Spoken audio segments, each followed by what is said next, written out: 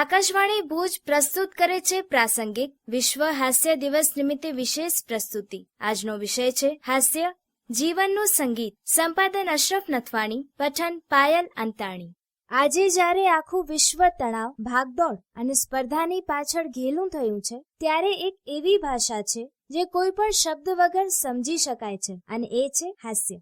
વિશ્વ હાસ્ય દિવસની સ્થાપના 1998માં કરવામાં આવી હતી અને પ્રથમ ઉજવણી 10 મે 1998ના રોજ મુંબઈમાં કરવામાં આવી હતી, જેનું આયોજન વિશ્વવ્યાપી હાસ્ય યોગ ચળવળના સ્થાપક ડોક્ટર મદન કટારિયા દ્વારા કરવામાં આવ્યું હતું. આ દિવસ હવે વિશ્વભરમાં મે મહિનાના પ્રથમ રવિવારે ઉજવવામાં આવે છે. પણ શું હાસ્ય ફક્ત એક દિવસની ઉજવણી પૂરતું મર્યાદિત હોવું જોઈએ? ના, હાસ્ય તો એ શ્વાસ છે જે આપણા આત્માને જીવંત રાખે છે.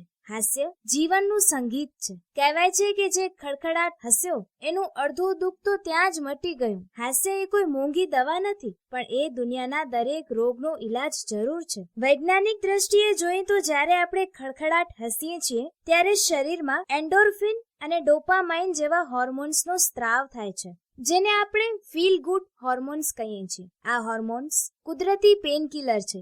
આજના તણાવયુક્ત યુગમાં જ્યાં બીપી અને ડાયાબિટીસ ઘરે ઘરે મહેમાન બન્યા છે, ત્યાં હાસ્ય એ રામબાણ ઈલાજ છે. મનોવૈજ્ઞાનિકો એમ કહે છે કે હસતા ચહેરાવાળી વ્યક્તિની યાદશક્તિ અને સર્જનાત્મકતા અન્ય કરતા ઘણી વધારે હોય છે. હાસ્ય લોહીના પરિભ્રમણને સુધારે છે અને ચહેરા પર એવી તેજસ્વીતા લાવે છે જે કોઈ મોંઘી ક્રીમ લાવી શકતી નથી.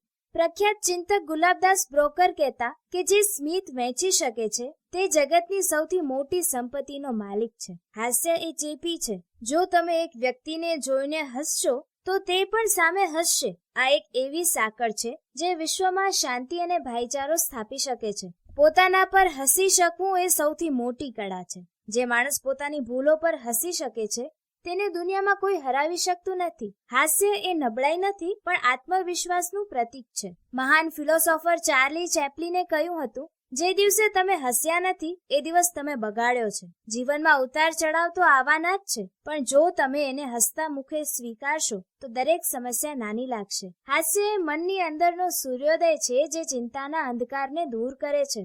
આજે આપણે ડિજિટલ હાસ્યના જમાનામાં જીવીએ છીએ. આપણે વોટ્સએપ પર લોલ, લાફ આઉટ લાઉડ લખીએ છીએ, પણ હકીકતમાં આપણો ચહેરો પથ્થર જેવો સ્થિર હોય છે. આપણે ઇમોજી મોકલીને લાગણીઓ વ્યક્ત કરીએ છીએ, પણ અસલી લાગણીઓ ક્યાંક ખોવાઈ ગઈ છે. ગુજરાતી કવિ શેખાદમ આબુવાલાએ કેવું સચોટ કહ્યું છે, દુનિયામાં એવા પણ લોકો છે જે અંદરથી રડતા હોય છે અને બહારથી હસતા હોય છે, પણ અસલી શૂરવીર એ છે જે બીજાના દુઃખમાં ભાગ પડાવી એના ચહેરા પર હાસ્ય લાવે. આજે આપણે હાસ્ય ક્લબમાં જઈને પરાણે હસીએ છીએ, પણ શું આપણે કોઈ ગરીબ બાળકના ચહેરા પર સ્મિત જોવાનો પ્રયત્ન કર્યો છે? કોઈ વૃદ્ધાને રસ્તો ઓળંગાવતી વખતે જે સંતોષ મળે અને એના ચહેરા પર જે આશીર્વાદ રૂપી સ્મિત આવે છે, એ જ વિશ્વ હાસ્ય દિવસની સાચી ઉજવણી છે. હાસ્ય એ માત્ર એક દિવસની ઉજવણી નથી, એ તો જીવનશૈલી છે. તારક મહેતાએ વર્ષો સુધી દુનિયાના ઊંધા ચશ્મા દ્વારા આપણને હસાવ્યા અને એ જ સંદેશ આપ્યો છે કે પરિસ્થિતિ ગમે તેટલી વિકટ હોય, હસી લેવું જોઈએ. હાસ્ય એ નબળા માણસનું હથિયાર નથી, પણ એ મજબૂત માણસની ઓળખ છે.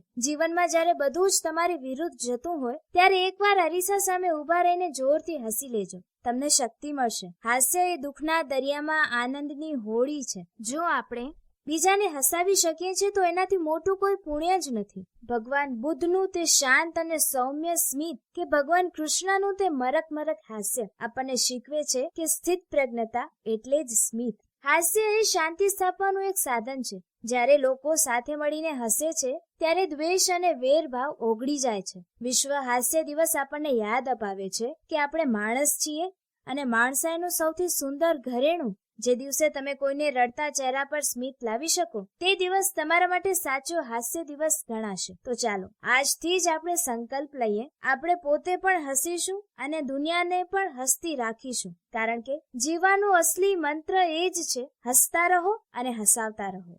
હમણાં જ આપ સાંભળી રહ્યા હતા પ્રાસંગિક. આજનો વિષય હતો હાસ્ય જીવનનું સંગીત. સંપાદન અશરફ નથવાણી, પઠન પાયલ અંતાણી. પ્રસારણ આકાશવાણીના ભુજ કેન્દ્ર પરથી કરવામાં આવ્યું.